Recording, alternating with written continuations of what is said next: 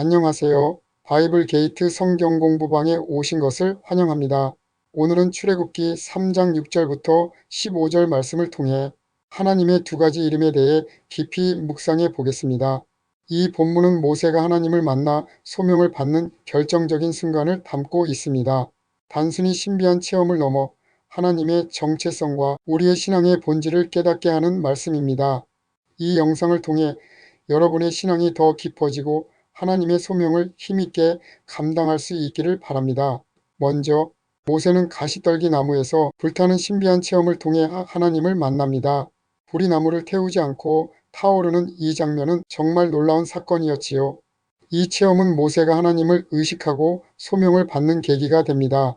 신약의 바울도 비슷한 경험을 했습니다. 예수님을 핍박하던 사울은 다메섹 도상에서 하늘의 빛과 사울아 내가 어찌하여 나를 핍박하느냐는 예수님의 음성을 듣습니다. 이 신비한 체험으로 그는 눈이 멀고 회심하게 되지요.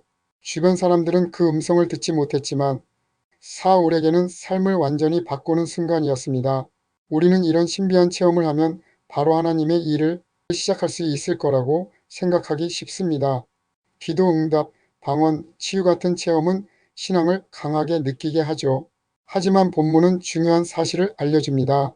신비한 체험은 하나님을 만나는 계기에 불과하며 그 자체만으로는 충분하지 않다는 것입니다. 모세는 가시떨기 나무 사건 후 바로 이스라엘 백성을 구출하러 가지 않았습니다.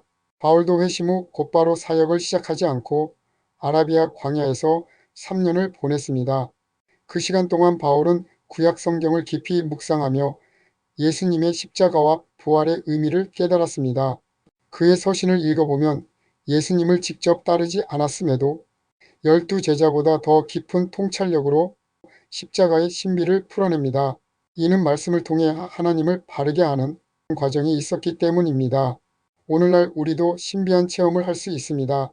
사업이 어려웠는데 갑자기 잘 풀린다거나 암이 치유되는 기적을 경험할 수도 있죠. 이런 체험은 하나님의 임재를 느끼게 해주지만 거기에만 머물면 위험할 수 있습니다. 기독교 역사에는 신비한 체험에 치우쳐 잘못된 길로 간 사례가 많습니다. 예를 들어 한국의 전도관의 박태선 장로는 엄청난 병을 고치는 신유의 능력이 있었다고 하지요. 맹인이 눈을 뜨고 안진뱅이가 일어나고 불치병 환자가 나았다는 등의 이야기가 전해집니다. 또한 그가 만지거나 축복했다고 여겨지는 물, 소금 등에서 신비로운 능력이 나타났다는 주장도 있었습니다. 예를 들어 생명물이나 신령한 소금을 마시거나 사용하면 병이 낫거나 악기가 물러갔다는 등의 이야기입니다. 처음엔 하나님의 능력으로 보였지만 말씀 중심에서 벗어나자 점차 교만에 빠졌습니다. 결국 그는 성경을 왜곡하고 예수님마저 부정하는 지경에 이르게 됩니다. 이는 사탄의 능력이 개입한 결과로 신비한 체험만 강조하면 얼마나 위험한지를 보여줍니다. 비슷하게 문선명 같은 인물도 신비한 체험에만 의존하다 말씀에서 멀어져 이단으로 빠졌습니다. 여러분, 신비한 체험은 소중하지만 말씀을 통해 하나님을 깊이 아는 것이 신앙의 뿌리입니다. 자, 그럼 본문으로 들어가 같이 묵상해 보도록 하겠습니다. 본문에서 계시한 하나님의 첫 번째 이름은 아브라함과 이삭과 야곱의 하나님입니다. 하나님은 모세에게 이렇게 말씀하십니다. 나는 너희 조상의 하나님, 아브라함의 하나님, 이삭의 하나님, 야곱의 하나님이다. 이 이름은 단순한 호칭이 아닙니다.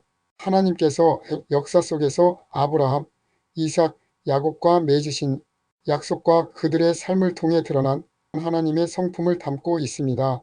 모세는 유모를 통해 히브리 민족의 역사를 들으며 자랐습니다. 아브라함이 부름받아 가나안 땅을 약속받은 이야기, 이삭이 복을 받아 풍요롭게 살았던 삶의 이야기, 야곱이 연약함 속에서도 하나님의 인도하심으로 변화된 여정을 알고 있었죠. 이 모든 이야기는 하나님의 객관적인 계시로 모세가 체험하지 못했더라도 들으며 배운 진리였습니다. 하나님은 모세에게 너의 조상에게 나타났던 나를 기억하라고 하십니다. 이는 신비한 체험에만 자족하지 말고 역사 속에서 축적된 하나님의 약속과 계시를 붙잡으라는 뜻입니다. 오늘날로 말하면 성경이 바로 그 계시입니다.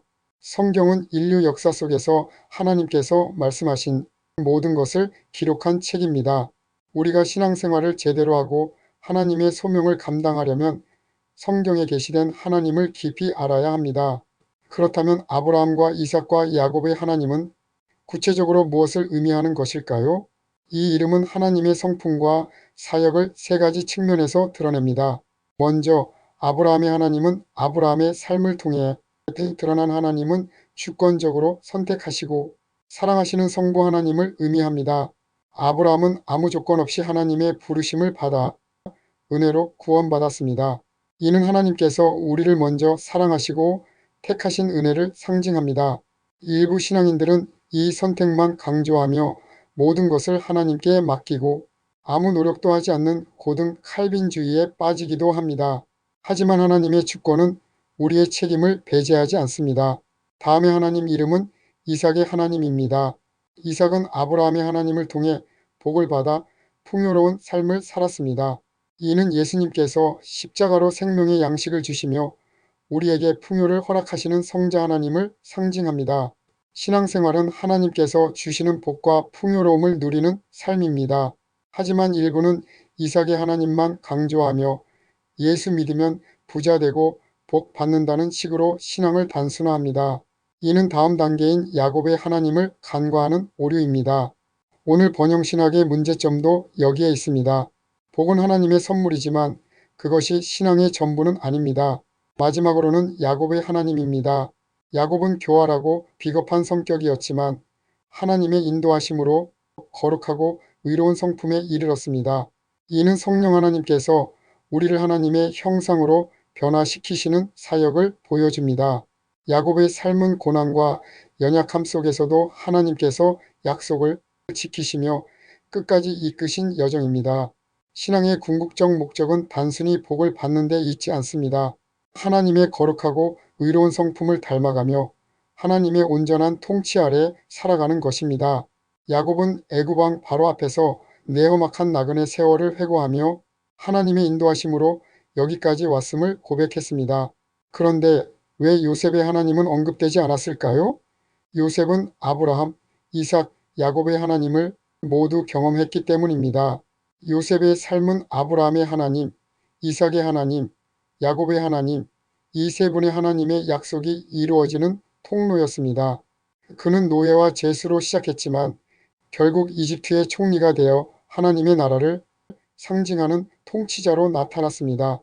이는 우리가 궁극적으로 하나님의 온전한 통치를 누리며 살아가도록 부름받았음을 보여줍니다. 요셉은 단순한 꿈을 이룬 청년이 아니라 하나님의 약속이 실현되는 삶을 통해 하나님 나라의 왕권을 예표합니다. 현대 신학에서는 요셉을 하나님의 섭리의 상징으로 보기도 합니다. 그의 삶은 고난 속에서도 하나님의 계획이 이루어짐을 보여줍니다. 두 번째 모세에게 계시된 하나님의 이름은 나는 스스로 있는 자니라입니다. 이는 히브리어로 예흐의 아세르 예흐예로 발음하며 여호와라는 이름으로 전해지고 있습니다. 하나님의 이름 여호와는 히브리어 자음 네 글자로 구성되어 있습니다. 이것을 네 개의 신성한 문자라고 해서 사성 문자, 영어로는 테트라그라마톤이라고 합니다. 이에 대한 정확한 발음은 유실되었다고 합니다. 그래서 중세 마소라 학자들이 아도나이의 모음인 아와 오와 아를 사성 문자인 YHWH에 결합하여 여호와라는 이름으로 음역했습니다. 현대 구약학계에선 야훼로 발음하는 것이 일반적입니다. 이것으로 볼 때 하나님의 이름은 아무도 모르는 것이지요. 유대인들은 경외심으로 이 이름을 직접 발음하지 않고 테트라그라마톤인 신성한 사성 문자로 된 하나님의 이름이 나오면 아도나이로 대체해서 발음했다고 합니다. 이는 하나님의 영원성, 불변성, 자존성을 드러냅니다. 당시 이스라엘 백성들은 애굽의 다신교 문화에 젖어 있었습니다. 애굽의 신들은 황소, 개구리, 파리 등 피조물과 연관된 유한한 존재였죠. 이스라엘 백성들이 모세에게 너에게 명령한 신의 이름이 무엇이냐고 물은 것도 다신교적 사고방식 때문입니다. 그들은 신의 이름을 통해 그 신의 정체성과 능력을 확인하려 했습니다. 이에 하나님은 나는 스스로 있는 자니라 라고 답하십니다. 여기에 나타난 히브리어 동사는 과거, 현재, 미래를 아우르는 미완료형으로 나는 영원부터 영원까지 존재하는 신이다 라는 뜻입니다. 이는 하나님께서 피조세계의 영향을 받지 않는 절대자이심을 강조합니다. 즉 하나님은 인간들에 의하여 좌지우지되는 존재가 아니라는 것입니다. 애굽의 신들은 유한하고 변덕스러운 신들이었습니다. 고대의 신들이 다 그렇습니다. 왜냐하면 인간이 자기의 욕망을 담아내어 만들어낸 신들이기 때문이지요. 그러나 우리 여호와 하나님은 영원하고 신실하십니다. 이 이름은 하나님께서 약속을 절대 변개하지 않으시고 우리를 끝까지 인도하신다는 확신을 줍니다. 무한대는 아무리 큰 수를 더해도 무한대이고 아무리 작은 수를 더해도 무한대입니다. 무한대의 1을 더해도 무한대이고 무한대의 1조를 더해도 무한대입니다. 무한대 앞에서는 1조나 1이나 무의미한 것입니다. 차이가 없다는 것이지요. 수학자들이 우리에게 진리를 가르쳐 준 것입니다. 우리가 이 땅을 살아가면서 내가 있고 없고가 중요하지 않습니다. 내가 갖고 있는 것이 1조 달러가 되던 1달러가 되던 영원하시고 불변하시고 자존하신 하나님 앞에서는 아무것도 아니라는 것을 알아야 합니다. 그래서 모세는 내가 무엇이간데 라며 자신의 연약함을 토로했습니다. 그는 한때 애굽의 왕자였지만 이제는 미디안 광야의 목동에 불과했죠. 하지만 하나님은 말씀하십니다. 너는 목동이지만 나는 무한대다. 내가 너와 함께하면 너도 무한대가 된다. 이는 우리에게도 큰 위로입니다. 우리가 아무리 부족해도 여호와 하나님은 우리를 선택하시고 끝까지 인도하십니다. 그래서 다윗은 여호와는 나의 목자신이라며 이 신실한 하나님을 찬양했고 내가 사망의 음침한 골짜기에서도 두려워하지 않는다 라고 고백했던 것입니다. 그런데 하나님은 왜 15절에서 다시 아브라함과 이삭과 야곱의 하나님을 반복하셨을까요? 여호와라는 이름이 자칫 초월적인 하나님으로만 오해될 수 있기 때문입니다. 영원성, 불변성, 자존성은 하나님만의 고유한 속성이지만 이를 잘못 이해하면 하나님을 인간과 무관한 먼 존재로 여길 수 있습니다. 이는 이신론적 사고방식입니다. 이신론은 하나님을 창조주로 인정하지만 인간의 삶에는 관여하지 않는다고 봅니다. 근대 계몽주의 시기에 일부 지식인들은 세상이 혼란스러운 것을 보고 하나님은 시계를 감아놓고 멀리서 구경만 하신다고 생각했습니다. 하지만 성경의 하나님은 그렇지 않습니다. 하나님은 출애굽기 3장 8절에서 내가 내려가서라고 말씀하십니다. 이스라엘 백성의 기도를 들으시고 먼 하늘에서 구경만 하시는 것이 아니라 직접 이스라엘 백성의 고통의 현장에 임하셨습니다. 이는 하나님께서 우리의 삶에 깊이 개입하심을 의미합니다. 하나님의 허락이 없이는 참새 한 마리도 떨어지지 아니하고 한 아사리온에 팔리지도 아니한다고 성경은 말하고 있습니다. 하나님은 우리의 머리털까지 세시며 모든 순간에 함께 하십니다. 아브라함, 이삭, 야곱의 삶을 보십시오. 하나님은 그들의 일생에 구체적으로 개입하셨습니다. 아브라함에게 가나안 땅을 약속하시고 이삭에게 복을 주시고 야곱을 고난 속에서 인도하셨습니다. 이 하나님은 오늘 우리 삶에도 동일하게 역사하십니다. 예수님은 마가복음 12장 26절로 27절에서 부활이 없다고 하는 사두개인들과 부활 논쟁을 하시며 이렇게 말씀하셨습니다. 죽은 자가 살아난다는 것을 말할진대 너희가 모세의 책 중 가시나무 떨기에 관한 글에 하나님께서 모세에게 이르시되 나는 아브라함의 하나님이요 이삭의 하나님이요 야곱의 하나님이로라 하신 말씀을 읽어보지 못하였느냐. 하나님은 죽은 자의 하나님이 아니요 산 자의 하나님이시라 너희가 크게 오해하였도다 하시니라 라고 말입니다. 예수님께서 부활이 없다고 하는 사두개인들에게 하신 이 말씀의 의미는 비록 아브라함과 이삭과 야곱이 죽었다 할지라도 하나님은 과거에 그들과 함께 하셨듯이 지금 오늘 너희들과도 함께 하신다는 것입니다. 이것을 부활의 증거로 말한 것이지요. 하나님은 시간과 공간을 초월하여 존재하시는 분이심을 알아야 합니다. 아브라함 때도 모세 때도 광야 시대 때도 사도 바울 때도 동일하게 하나님은 아브라함의 하나님, 이삭의 하나님, 야곱의 하나님이듯이 지금 우리에게도 하나님은 아브라함의 하나님, 이삭의 하나님, 야곱의 하나님으로 동일하게 살아서 역사하신다는 것입니다. 그래서 하나님은 죽은 자의 하나님이 아니라 산자의 하나님이라는 것입니다. 과거에 일어났던 기적, 홍해가 갈라지고 여리고 성이 무너지고 오병이어로 배고픈 자를 먹이신 사건은 오늘 우리 삶에서도 재현된다는 것입니다. 예수님의 부활은 이 모든 사건이 현재에도 일어나고 있음을 보여주는 완전한 증거인 것이지요. 여러분, 하나님의 두 이름 아브라함과 이삭과 야곱의 하나님, 그리고 여호와라는 하나님의 이름을 마음에 새기십시오.